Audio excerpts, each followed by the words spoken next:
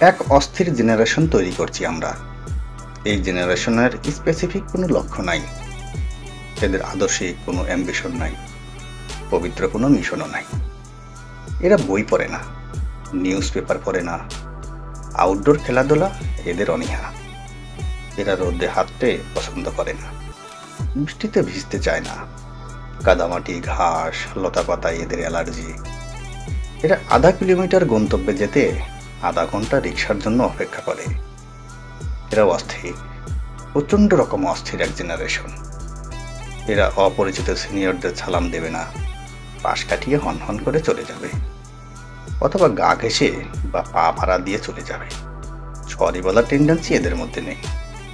এরা অনর্থক তর্ক জুড়ে দেবে, না পাবেন বিনয়ী ভঙ্গি, না পাবেন কৃতজ্ঞতা বোধ। এদের উদ্যত আচরণ, সদম্ভ চলাফেরায় আপনি ভয়ে কুঁকড়ে যাবেন।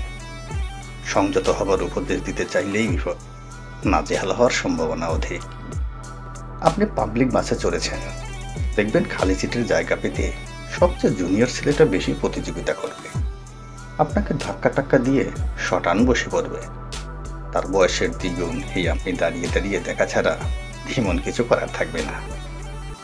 বলছিলাম এই জেনারেশনের কথা, সবচেয়ে ভয়াবহ ফিতনার কথা। যে মজলিসে এই জেনারেশন দাঁড়িয়ে থাকার কথা, সেই মজলিসে তারা নিজেদের জন্য চেয়ার খোঁজে। যেখানে চুপ থাকার কথা, সেখানে জ্ঞান দিতে চেষ্টা করে। সারা রাত ধরে অনলাইনে থাকে, সারা সকাল ঘুমায়। এরা সূর্যোদয় দেখে না, সূর্যাস্তও দেখে না।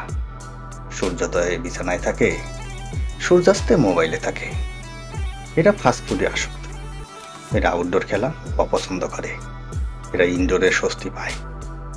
নির্দিষ্ট করে বলতে গেলে মূলত অনলাইন গেম তাদের ফার্স্ট প্রায়োরিটি। এরা ইতিহাস পড়ে না, সাহিত্য বোঝে না।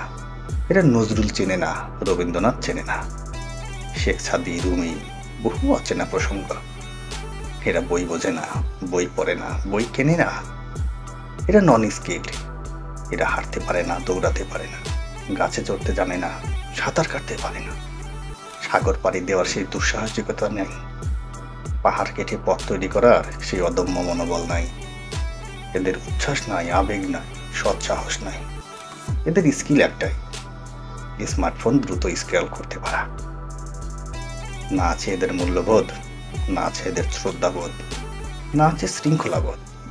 কখন চলতে হবে, কখন থামতে হবে, কখন বলতে হবে, কখন শুনতে হবে, এরা জানে না।